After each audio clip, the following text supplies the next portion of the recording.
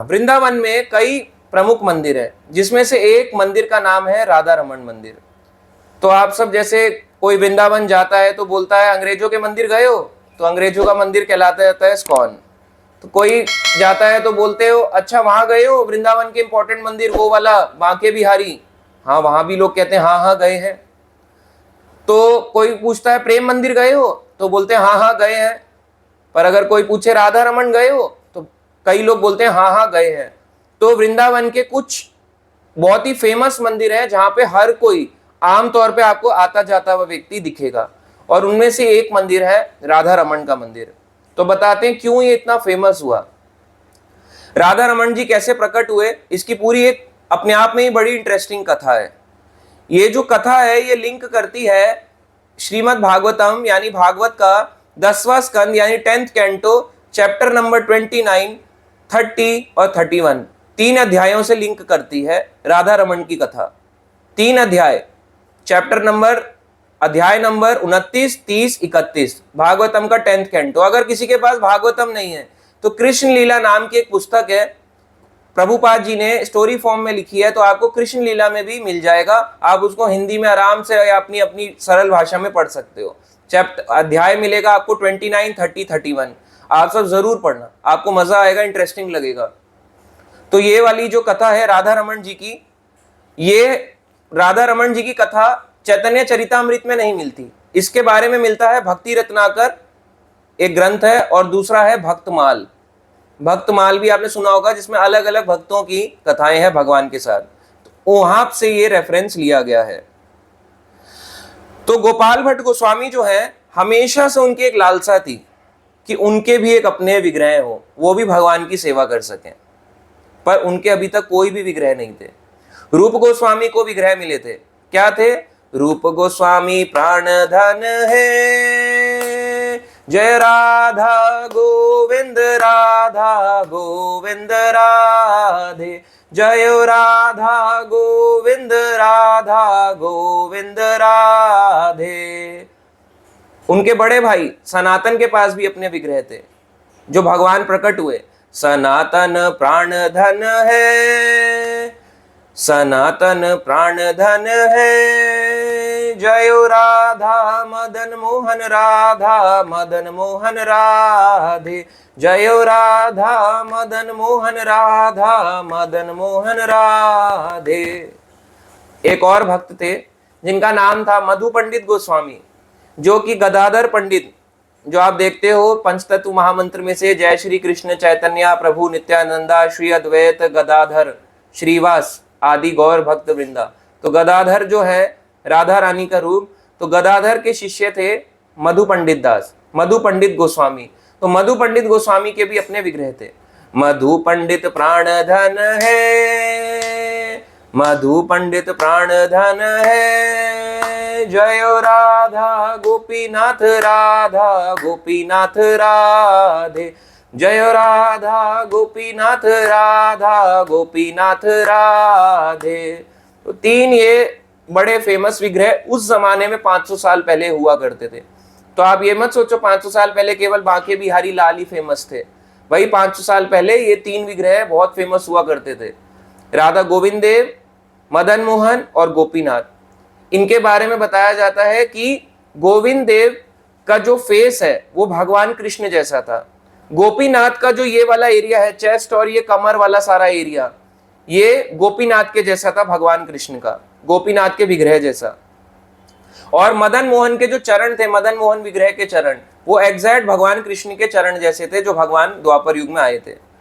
तो चरण से मदन मोहन, यहां से गोपीनाथ, और शक्ल से गोविंद देव जैसे थे भगवान, एग्जैक्ट। और तीनों विग्रह वृंदावन में ऑलरेडी स्थापित हो चुके थे, और इनके मंदिर भी बने, और मंदिर होने के बाद इनकी सेवाएं भी थी, अच्छी अच्छी चल रही थी। तो अब बात है गोपाल भट्ट गोस्वामी की। इनके कोई विग्रह नहीं थे, पर इनकी बहुत लालसा थी, इच्छा थी कि मेरे भी एक विग्रह हो।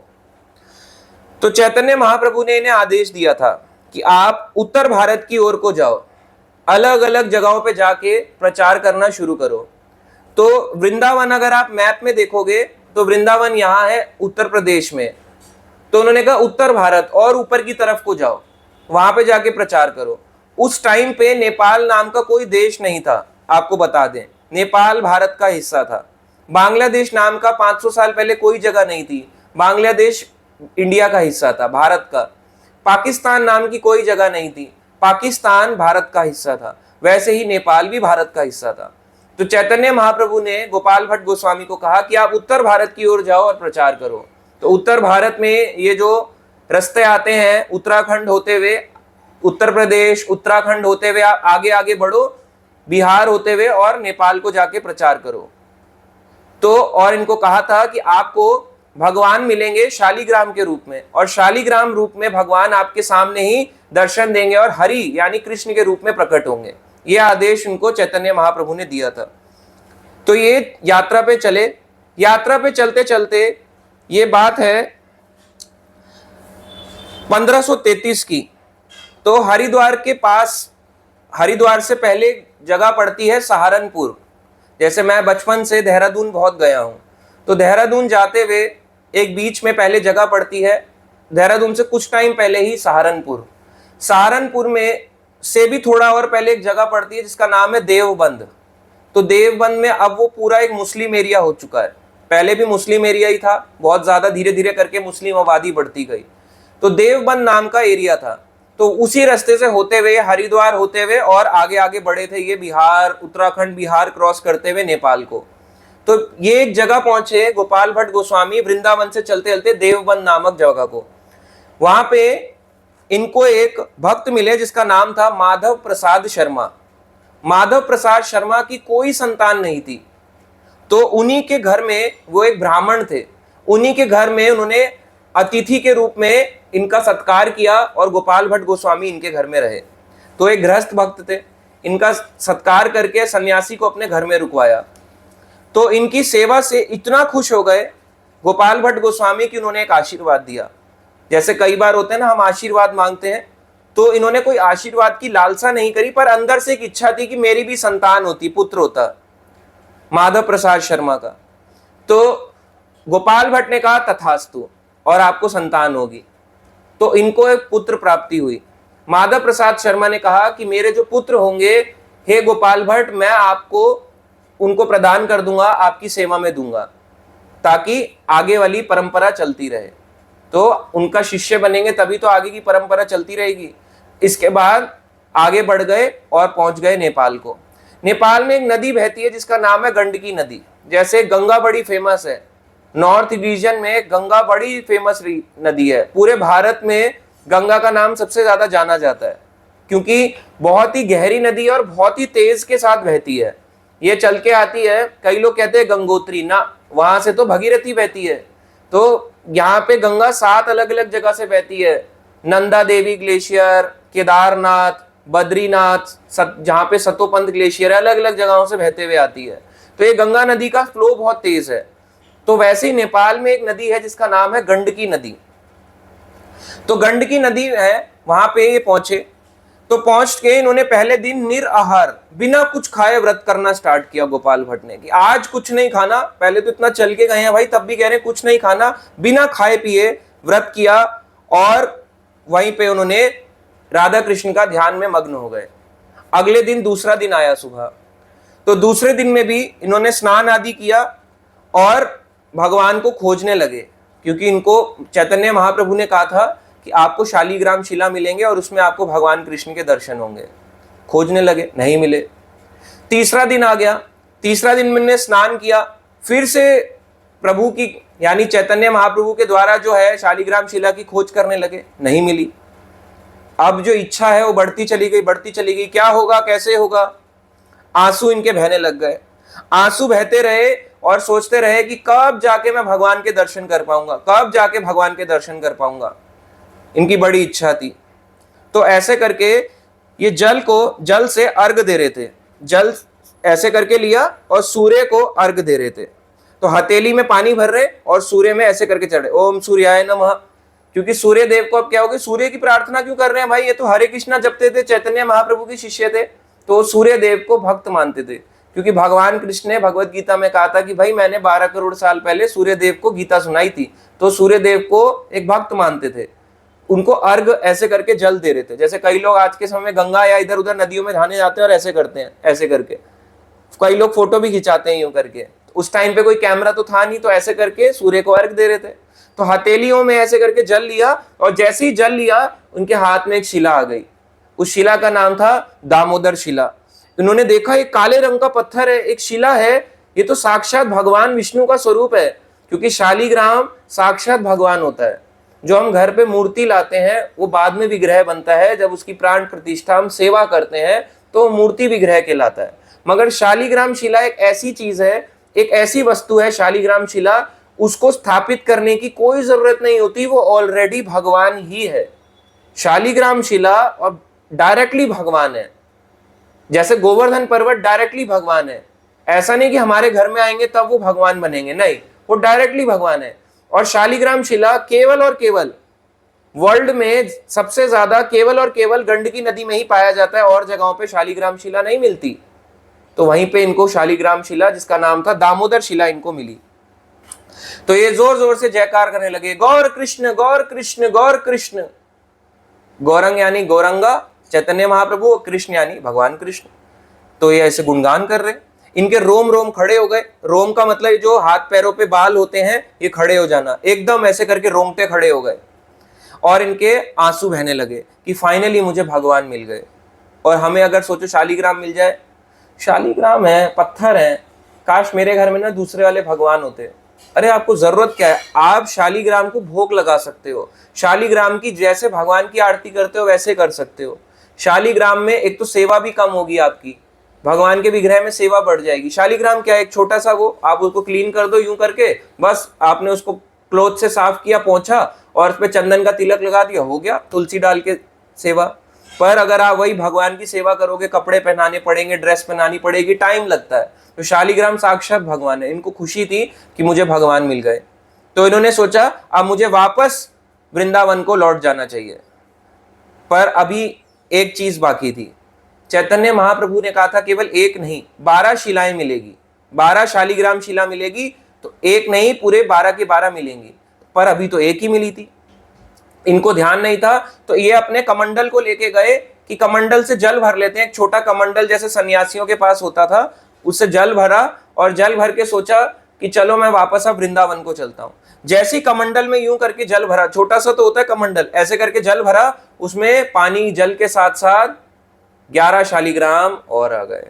तो फाइनली एक पहले मिला और 11, कुल मिला के 12 शालिग्राम इनके पास हो गए। हरि हरि बोल। तो 12 शालिग्राम ये बताते हैं, जैसे भागवत के 12 स्कंध हैं, वैसे इनको 12 शालिग्राम मिले। अब इस 12 शालिग्राम को लेने के बाद ये फाइनली चलते चलते नेपाल से वापस वृंदावन को आ गए। ब्रज मंडल का जो वृंदावन नामक स्थान है, वापस वृंदावन आ गए। तो जब ये वृंदावन पहुंचे, कई भक्त इनसे मिले, उन्होंने इनकी जय जयकार करी। रूप और सनातन गोस्वामी जो पहले से ही रह रहे थे और इनसे बड़े थे, उन्होंने इनकी बड़ी प्रसन्नता के साथ इनका आदर सत्कार किया और गोपाल भट्ट को आशीर्वाद दिया कि फाइनली तुम्हें भगवान मिल गए, अब आप इनकी सेवा करो। तो गोपाल भट्ट गोस्वामी ने क्या किया, निधिवन के पास में, वृंदावन में देखा है निधिवन, जहां रासलीला होती है, लोग कहते हैं पागल हो जाते हैं, तो वही निधिवन। निधिवन के पास रासथली में ही एक बरगद का पेड़ था। बरगद के पेड़ के नीचे इन्होंने कुटिया बनाई और वहीं पे ही सेवा आराधना करनी इनकी शुरू कर दी, 12 शालिग्राम शिलाओं की। तो आप देखो भगवान की सेवा कैसे कर रहे हैं। कोई घर नहीं, रहने की जगह नहीं, कैसे, एक पेड़ के नीचे। तो पेड़ के नीचे भी भगवान की सेवा हो सकती है। 500 साल पहले पत्तों की कुटिया बना के निधिवन के पास में बरगद के पेड़ के नीचे उन्होंने 12 शालिग्राम शिला की सेवा शुरू कर दी। तो शालिग्राम शिला को अब ऐसे तो रख नहीं सकते, हर समय कैसे रखेंगे नीचे जमीन पे, क्योंकि इनके पास तो कोई जमीन भी वो भी नहीं था, स्लैब भी नहीं थी, या कोई कबर्ड भी नहीं था, अलमारी भी नहीं थी, मंदिर भी नहीं था, क्या करेंगे। तो एक पिटारा था। एक पिटारा आप जानेंगे तो बेंत, जो गन्ना होता है, बेंत या फिर बांस, अलग अलग चीजों का बना हुआ टोकरी होती है, जिसको कहते हैं वो टोकरी नहीं आती, वो ऐसे करके लचीली सी टोकरी होती है। तो उस टोकरी में पिटारे के अंदर रखा, बोलते हैं ना जादुई पिटारा, तो वैसे ही पिटारे के अंदर बाला शालीग्राम को ऐसे करके बंद करके रखा करते थे और पिटारे को उस पेड़ पे टांग दिया करते थे और अलग अलग जगह वृंदावन में परिक्रमा जहां जहां जाते शालीग्राम को साथ लेके जाते। पर इन्हें अपने वचन याद आया चैतन्य महाप्रभु का कि भगवान ने तो कहा था कि शालीग्राम से भगवान कृष्ण के दर्शन होंगे, पर यहां तो मुझे दर्शन ही नहीं हुए। तो जब भी ये जाते दर्शन करने तो ये सनातन गोस्वामी के मदन मोहन के पास जाते, मदन मोहन में इनको भगवान के चरण के दर्शन होते।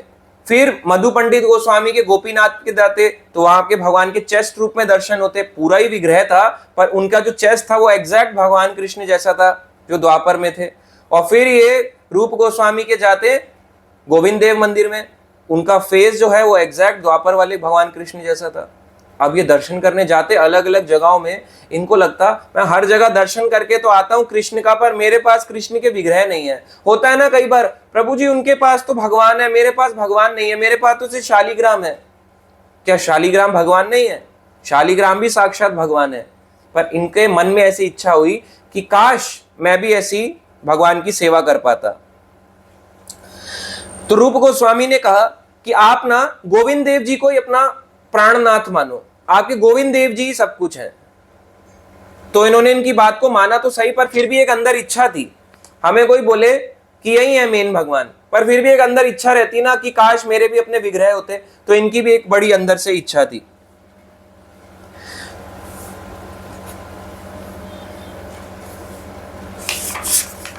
तो एक रात की बात है, उस दिन था नरसिंह चतुर्दशी का। अभी आने वाले समय आ रहा है नरसिंह चतुर्दशी का, जो है 30 अप्रैल को। 30 अप्रैल को अब आप देखोगे वैष्णव कैलेंडर पे जाओ, नरसिंह चतुर्दशी है। 27 को एकादशी है, अभी मंडे 27 अप्रैल 2026, और 30 अप्रैल उसके 3 दिन बाद ही आ रही है नरसिंह चतुर्दशी। वही दिन जिस दिन भगवान नरसिंह खंबे से प्रकट हुए और प्रहलाद की रक्षा करी, हिरण्यकश्यप को मारा। वही भगवान नरसिंह। कौन? केशव धृता नर हरि रूपा, जय जगदीश हरे, जय जगदीश हरे। तो भगवान नरसिंह जिस दिन प्रकट हुए थे वही नरसिंह चतुर्दशी का दिन चल रहा था।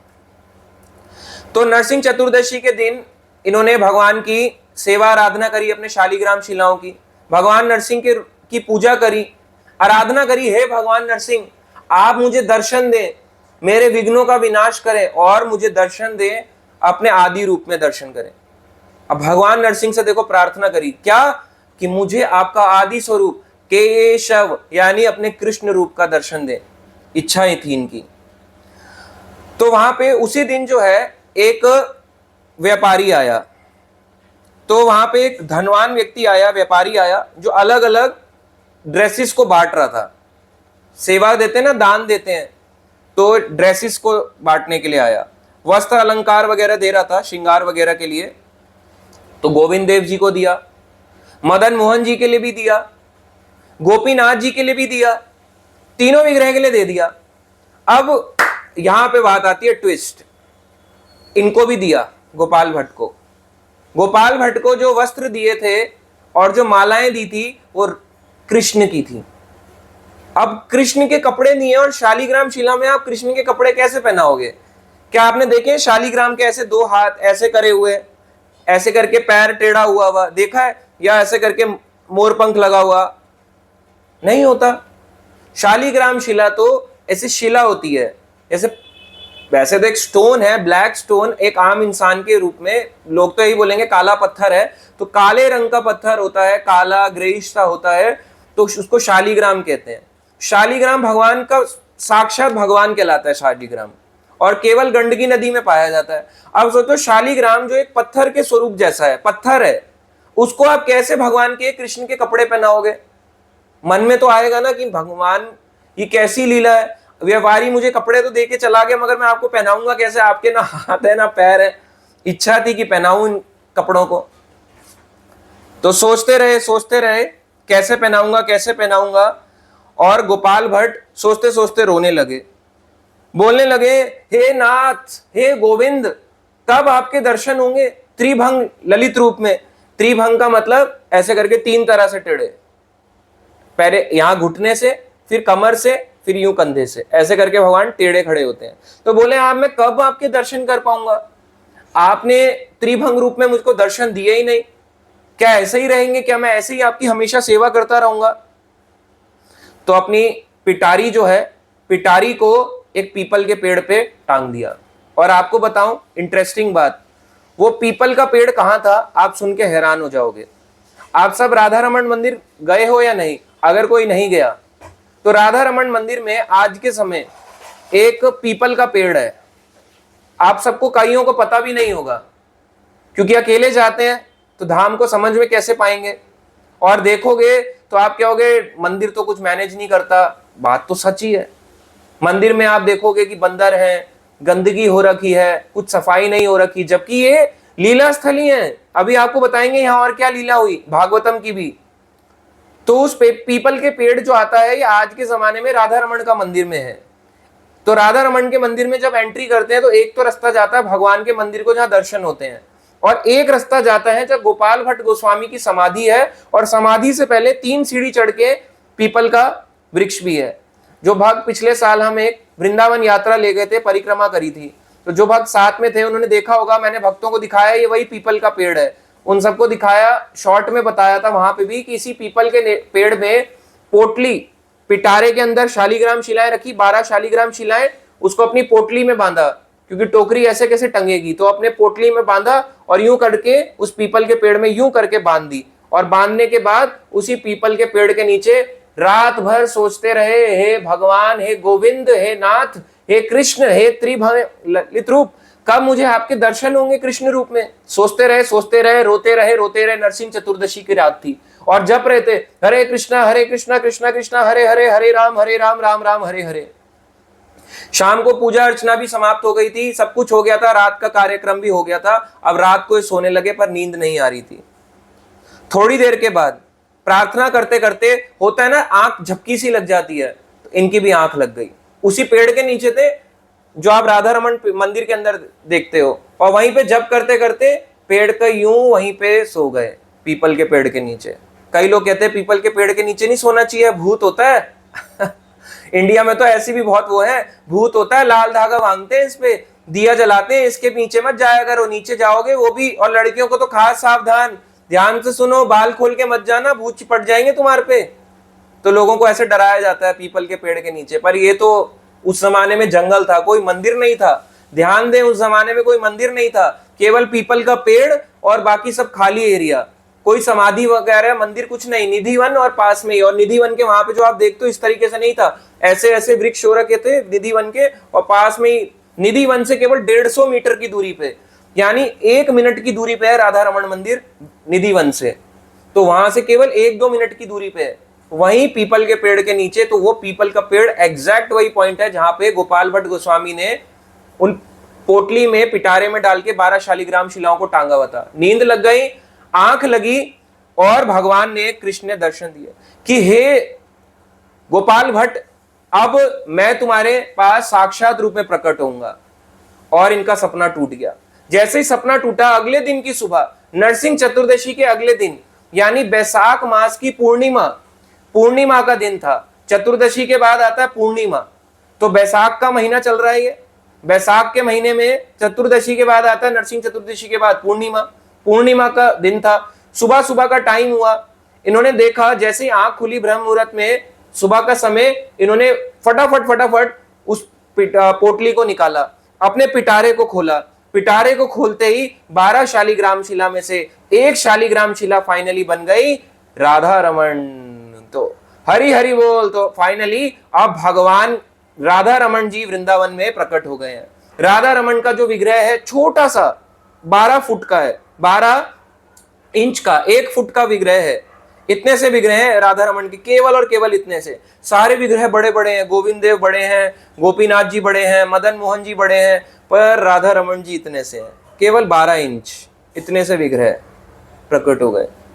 जब प्रकट हुए, इनको बड़ा उत्साह, आनंद आ गया और रोने लगे।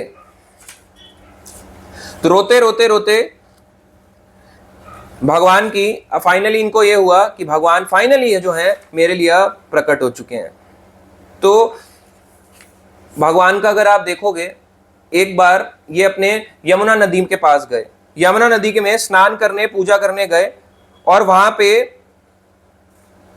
वापस आए। जब वापस लौटे तो इन्हें देखा जो दामोदर शिलाएं हैं, 11 की 11 तो वैसे ही हैं, मगर जो दामोदर शिला राधा रमन जी बन गई है, इनके दांत भी आ गए हैं, टीथ। आप देखोगे ज्यादातर विग्रहों में भगवान के दांत नहीं दिखते। आपने देखे भगवान कृष्ण के विग्रह में भगवान के दांत, स्माइल दिखेगी पर दांत नहीं दिखेंगे, पर यहां पे दांत भी दिखते हैं। आप बताओ, स्माइल करना और दांत दिखाना, इसमें क्या फर्क है? जब स्माइल करते हैं भगवान तो इसका मतलब भगवान खुश है, मगर जब स्माइल करते हैं भगवान दांत दिखाते हैं तो इसका मतलब बहुत खुश है। तो राधा रमन जी के कभी कभी ऐसा होता है कि दांत दिख जाते हैं और कभी कभी दांत नहीं भी दिखते। नेचुरल है वो, ऐसा नहीं कि कोई लगा रहा है ऐसे करके व्हाइट कलर का चिपका रहा है, नहीं। अपने आप भगवान अपने दांतों को प्रकट करते हैं और भगवान अंदर भी ले लेते हैं। भगवान की मर्जी, वो स्माइल करना चाहे अपने ऐसे करके लंबी हंसी करके दांत दिखाना चाहे, भगवान की मर्जी। तो उन्होंने देखा ऐसे हैं। और यहां तक कि इन्होंने वहीं यमुना जल से सेवा करते, तुलसी दल चढ़ाते और उनकी वहीं पे आराधना करनी शुरू कर दी।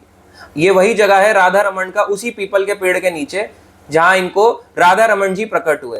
तो ऐसे राधा रमन जी प्रकट हुए। तो आज अगर आप पूछोगे प्रभु जी कब आ रहा है, 31-30 ये अप्रैल को है नरसिंह चतुर्दशी। उसके अगले दिन, नरसिंह चतुर्दशी के अगले दिन आ रहा है 1 मई।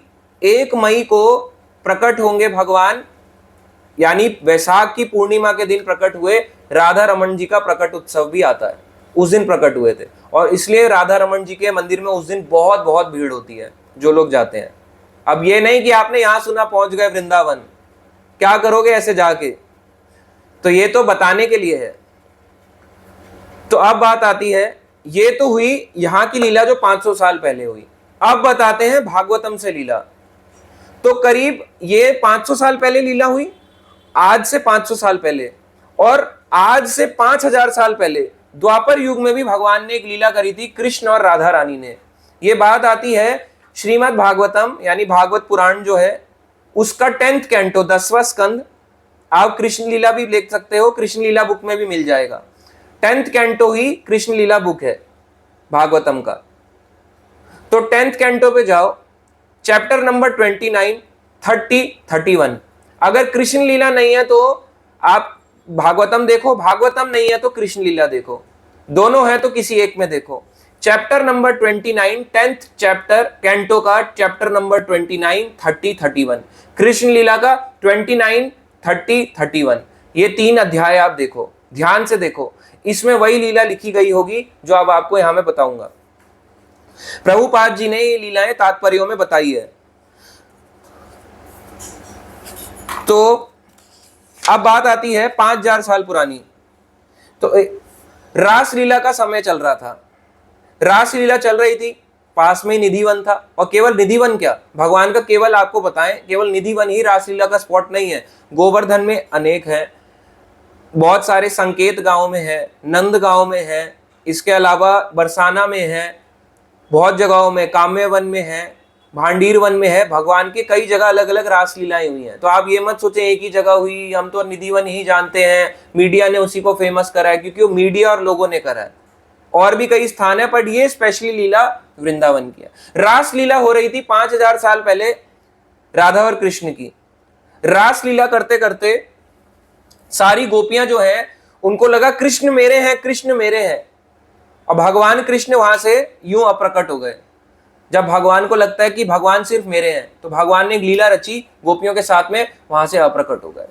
ये आपको 3 चैप्टर का मैं समरी बता रहा हूं बहुत शॉर्ट में। भगवान अप्रकट हो गए, सारी गोपियां विरह भाव में आ गई। विरह यानी सेपरेशन के भाव में, ढूंढने लगी, हे कृष्ण, हे नंद के पुत्र, कहां हो, कहां हो। चारों तरफ ढूंढने लगी, पुकार लगाने लगी, अरे लाला, अरे कृष्ण, अरे कन्हैया, कहीं मिले ही ना। फिर उसके बाद ढूंढते ढूंढते वन में ही घूम रही थी, ब्रज में ही घूम रही थी मतलब। तो ब्रज में घूमते घूमते वृंदावन में पहुंची। वृंदावन में भी देखा तो वहां पे कृष्ण की लीलाओं के अलग अलग इनको चिन्ह दिखाई दिए। तो वो समझ गए कि कृष्ण अकेले नहीं है, कृष्ण के साथ एक स्पेशल गोपी है जिसका नाम है श्रीमती राधा रानी। भागवतम में कहीं भी राधा रानी का नाम नहीं है, भागवत में राधा रानी का नाम नहीं है, इनडायरेक्ट रूप में है। उसका कारण यह है, जो सुखदेव गोस्वामी भागवतम सुना रहे हैं, सुखदेव गोस्वामी ओरिजिनली जो है वो राधा रानी के तोते हैं, और तोता बोलता रहता है, गुणगान करता रहता है, जो उसको सुनाओ बोलता रहता है। तो तोते की तरह रिपीट करते हैं भगवान की लीलाओं को। वही जो राधा रानी की लीला में तोते हैं, यहां पे वेद व्यास के पुत्र सुखदेव गोस्वामी बन के आए। सुखदेव गोस्वामी ने पूरी भागवतम में राधा रानी का डायरेक्ट नाम नहीं लिया, बट इन 3 अध्यायों में आपको बहुत डायरेक्ट रूप से राधा रानी की कथा को सुनने को मिलेगा। पर इसमें कहीं भी राधा नहीं बोला उन्होंने, कहीं भी राधा नहीं बोला भागवतम में। इनडायरेक्ट रूप से क्या बोला? स्पेशल गोपी, विशिष्ट गोपी। विशिष्ट यानी एक स्पेशल गोपी। तो ये स्पेशल गोपी कौन है? राधा रानी। तो उन्हें इसलिए नहीं बोला राधा, क्योंकि अगर बोल देते राधा तो उनका कथा वहीं रुक जाती, उनको राधा रानी याद आने लगती सुखदेव गोस्वामी को, और आंसू आंसू आंसू बहते, इतने बहते कि कथा आगे होती ही नहीं। इसलिए वो रुक गए और उन्हें स्पेशल गोपी के नाम से राधा रानी को इसमें बोला भागवतम में। तो भागवतम में राधा रानी को गुप्त रूप से रखा गया है। पूरी भागवतम में आपको स्पेशली कहीं नहीं दिखाई देगा। तात्पर्यों में प्रभुपाद जी लिखते हैं राधा रानी, बाकी कहीं राधा रानी नाम नहीं है। डायरेक्ट अर्थ में आप पढ़ोगे कहीं भी राधा रानी नहीं है। तो सुखदेव गोस्वामी जो थे, एक जगह पे उन्होंने बोला था राधा। वो श्लोक आता है इसी 10वां स्कंद 30वां अध्याय 28 नंबर श्लोक। क्या बोले? आराधितो। इनडायरेक्ट में उन्होंने मुंह से बोल ही दिया आराधितो। आराधितो का मतलब आराधा, आराधा। तो इनडायरेक्ट रूप से राधा उनके मुंह से निकल ही गया फिर भी, पर डायरेक्ट नहीं निकला। आराधितो वर्ड बोला तो आराधितो में भी राधा आता है। जैसे हराम में भी राम आता है, वैसे आराधित आराधना, आराधना में भी राधा आता है, वैसे आराधितो में राधा आता है। इनडायरेक्टली रूप में सुखदेव गोस्वामी के मुंह से निकल ही गया था। तो इससे पता चलता है कि ये कृष्ण और राधा की लीला है, ये इसकी डिटेलिंग है। तो सुखदेव गोस्वामी जो है, जब ये लीला सुना रहे थे, ये 5000 साल पुरानी चल रही थी। तो भगवान के साथ जो स्पेशल गोपी थी वो थी श्रीमती राधा रानी। गोपियों को पता चल गया कि कृष्ण भाई अकेले नहीं है। ये भागवतम की लीला सुना रहा हूं आपको, वही 3 अध्याय जो मैंने आपको बताए कि कृष्ण अकेले नहीं है, कृष्ण के साथ तो एक स्पेशल गोपी है, पर यहाँ पे मेंशन नहीं था नाम। पर वो स्पेशल गोपी कौन है? राधा रानी। तो राधा रानी उनके साथ थी। तो राधा रानी जो है वो अपने आप को सर्वश्रेष्ठ मानने लगी कि मैं ही सर्वश्रेष्ठ हूं। अरे गोपियों सबसे ऊंची कौन? मैं। हम ऐसे बोलते हैं ना, हमारा नेता कैसा हो उसके जैसा हो, वैसी बोली हमारी गोपी कैसी हो? श्रीमती राधा रानी जैसी हो। तो राधा रानी अपने आप में मान लीला करी कि देखो मैं ही सबसे ऊंची गोपी हूं, मेरे से ऊंचा कोई नहीं है। ऐसा उनमें मान आ गया। तो कृष्ण एकांत जंगल में उनको ले गए। तो एकांत जंगल में ले गए तो राधा रानी ने सोचा कृष्ण मेरा आलिंगन करेंगे, मेरे को हग करेंगे, मेरा चुंबन करेंगे। ये बड़ा अजीब सा लगेगा सुनने में, पर राधा रानी की इच्छा होती थी, क्योंकि भगवान की शक्ति है, राधा कृष्ण अलग नहीं होते।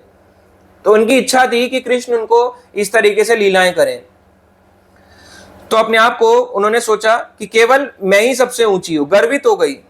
तो भगवान कृष्ण ने उनके सामने एक प्रस्ताव रखा। भगवान कृष्ण ने कहा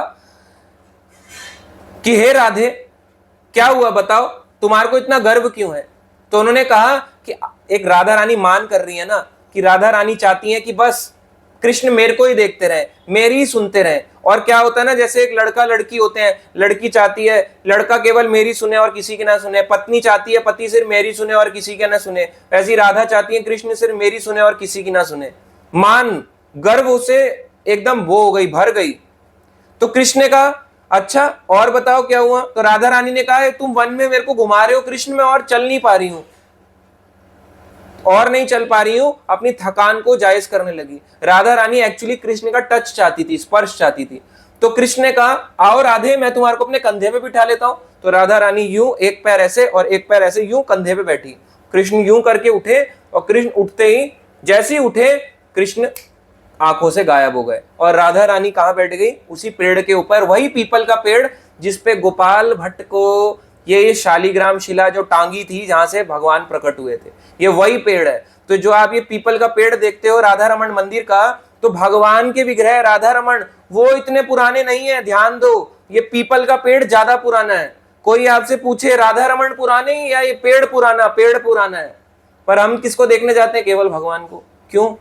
पेड़ नहीं है, पेड़ के ऊपर राधा रानी बैठी थी, पेड़ के नीचे गोपाल भट्ट सोए थे 500 साल पहले, वहीं से राधा रमन प्रकट हुए।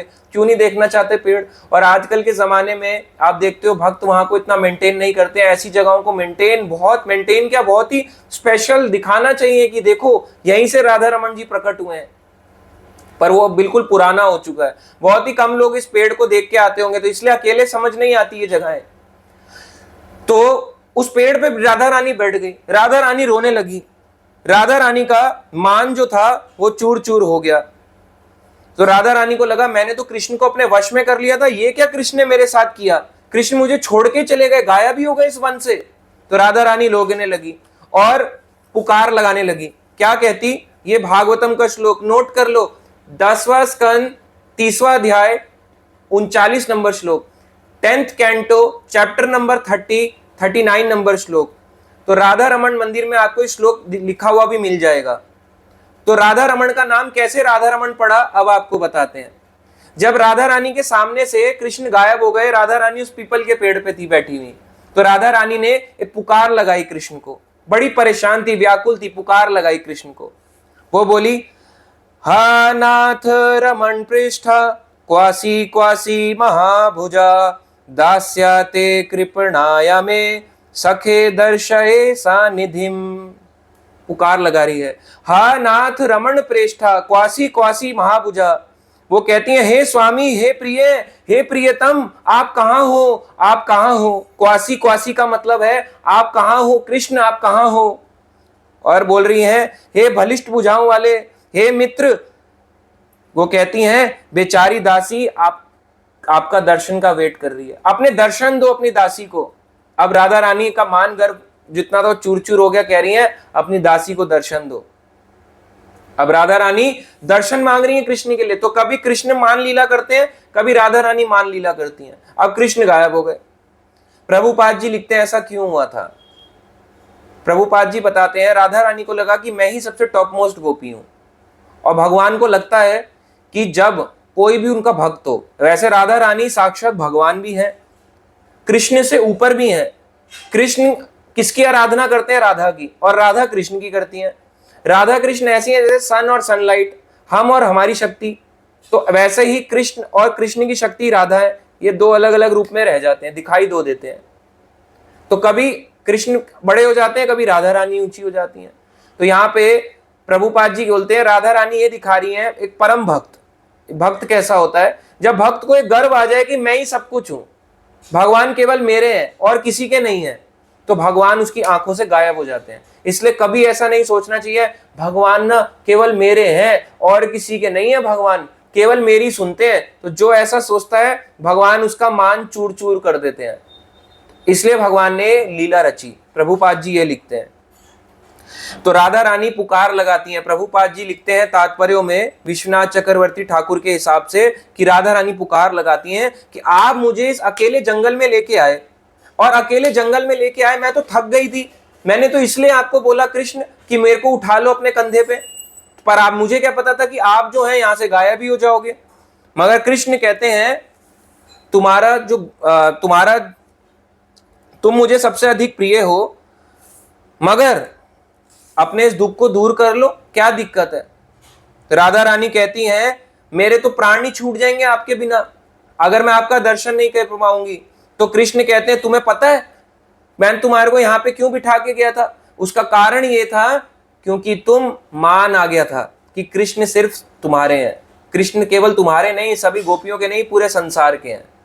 जबकि वैसे तो राधा रानी भी पूरे संसार की हैं, पर भगवान लीला करके राधा रानी को दिखा रहे हैं। और कृष्ण कहते हैं, तुम्हें पता नहीं है मैं कौन हूं? मैं नंद का पुत्र हूं, राजकुमार हूं, और राजकुमार से कोई ऐसे सेवा नहीं लेता, राजकुमार की सेवा करते हैं। तो अपने आप को अब कृष्ण ऊंचा दिखा रहे हैं। तो इसलिए राधा रानी का मान चूर चूर करने के लिए भगवान ने लीला रची। तो राधा रानी चिल्ला उठती हैं कि आप मेरी रक्षा कीजिए, मेरी रक्षा कीजिए, मुझे अकेले इस वन में ना छोड़िए। तो कृष्ण कहते हैं, प्रिय मैं तुमसे बहुत प्रसन्न हूं, आओ मेरे पास आओ। मगर राधा रानी को फिर भी कृष्ण दिखते नहीं है। क्यों? क्योंकि विरह में राधा रानी रो रही हैं, कृष्ण पास भी खड़े हैं तो राधा रानी को दिखा नहीं दे रहे, रो रही हैं, रोए जा रही हैं, रोए जा रही हैं। तो यहां से हा नाथ रमण प्रेष्ठा क्वासी क्वासी महाभुजा, तो हा नाथ रमण कि हे नाथ, रमण करने वाले, इस वृंदावन में रमण करने वाले, ऐसे इनका नाम पड़ा। तो वही जो राधा रानी ने 5000 साल पहले लीला करी थी, वही आज से करीब 500 साल पहले गोपाल भट्ट को यहाँ पे मिले थे नरसिंह चतुर्दशी के रात को। जब उन्होंने नरसिंह चतुर्दशी का व्रत किया, पूरे दिन फास्ट किया, फास्ट करने के बाद अगले दिन जब आया, अगले दिन वैशाख की पूर्णिमा को पिटारे को खोला, पोटली को खोला, फिर पिटारे को खोला और दामोदर शिला बन गई राधा रमण का विग्रह। ऐसे हुआ था राधा रमण का विग्रह। और ऐसे जो रूप सनातन गोस्वामी है, जो उनके बड़े गोस्वामी थे, तो रूप सनातन ने गोपाल भट्ट के इस विग्रह को नाम दिया राधा रमण। ये कथा थी राधा रमण जी की, ऐसे प्रकट हुए और ऐसे इनका नाम पड़ा। क्यों? भागवतम से लेके नाम दिया कि ये लीला यहाँ की नहीं है, ये 5000 साल पुरानी है। भागवत के 3 अध्याय हैं, 10वां स्कंद, 30वां 29, 30 और 31, 3 अध्याय इसमें कवर होते हैं। तो उन्हें बोला इसलिए इनका नाम राधा रमण होना चाहिए।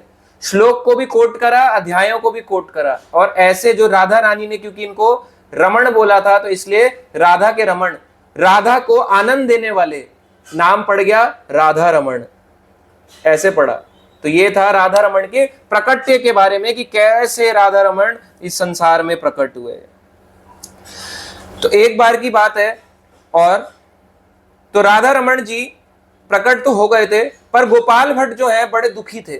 गोपाल भट्ट के अंदर ये था कि हे महाप्रभु, आपके बिना मैं कैसे सेवा कर सकता हूं, आपके बिना मैं सेवा नहीं कर पाऊंगा।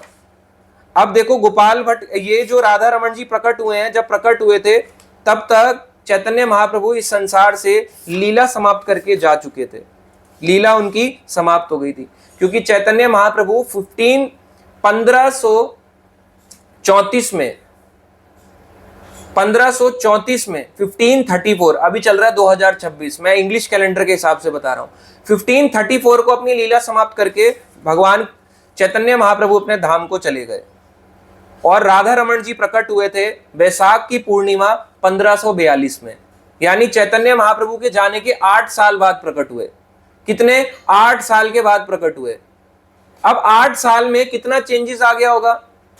तो गोपाल भट्ट रोने लगे कि हे चैतन्य महाप्रभु, मैं आपकी पूजा आराधना नहीं करता, मैं भगवान राधा रमण की कर रहा हूं। आप ही के कारण मेरे को राधा रमण जी मिले हैं और मैं इन्हीं की आराधना नहीं करता, आप ही की नहीं कर रहा हूं, कैसे होगा। तो रोते रोते एक दिन भगवान राधा रमण की पूजा आराधना कर रहे थे गोपाल भट्ट।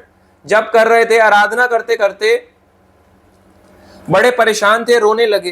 तो राधा रमण जी तुरंत उसी समय जो है, वही राधा रमण, छोटे से राधा रमण जी जो है, उनके सामने चैतन्य महाप्रभु के रूप में प्रकट हो गए। हरि हरि बोल। तो चैतन्य महाप्रभु ऐसे करके खड़े होते हैं और राधा रमण ऐसे खड़े होते हैं। वही छोटे से राधा रमण बन गए चैतन्य महाप्रभु। और चैतन्य महाप्रभु ने उनको दर्शन दिया। चैतन्य महाप्रभु ने दर्शन इसलिए दिया, वो ये दिखाना चाहते थे कि राधा रमण में, अब कई लोग बोलते हैं राधा रानी नहीं है, हालांकि राधा रमण के मंदिर में एक छोटा सा वो है, राधा रानी को रखा गया है साथ में। बट कई लोग बोलते हैं कि गोस्वामी ने जब विग्रह की स्थापना करी तो पर राधा नहीं होती थी पहले। राधा इसलिए नहीं होती थी, उसका कारण बताते हैं। चैतन्य महाप्रभु क्या थे? भगवान कृष्ण भक्त रूप में, और उनके ऊपर राधा रानी का भाव था, इसलिए व्हाइट कलर के दिखते थे, गौरंगा। अब जब राधा रमण ने यह दिखाया कि मैं ही चैतन्य महाप्रभु हूं, तो राधा रमण किसके मिक्सचर हो गए? राधा और कृष्ण के हो गए। इसलिए भगवान ये दिखाते हैं कि मेरे अंदर ही तो राधा रानी समाई हुई है। इसलिए राधा गोपीनाथ हो गए, राधा गोविंद हो गए, मदन, राधा मदन मोहन हो गए। इनका नाम तो ये पड़ गया था, पर इनके साथ राधा रानी को बाद में स्थापित करा गया, बाद में रखा गया है। ओरिजिनली जब ये प्रकट हुए थे तब राधा रानी इनके साथ नहीं थी। इसलिए नहीं थी क्योंकि राधा और कृष्ण कभी अलग ही नहीं होती। राधा कृष्ण की अंतरंगा, अंदर की शक्ति है। इसलिए राधा रमण के साथ भी राधा रानी का कोई प्रकट नहीं हुआ था। राधा कृष्ण कभी अलग नहीं होते, तो राधा रानी राधा रमण के अंदर की शक्ति है। इसलिए राधा रानी का कोई अलग सेपरेट विग्रह नहीं था। तो ये दिखाया इस लीला से भगवान ने कि वही कौन है? चैतन्य महाप्रभु है, और वही कौन है?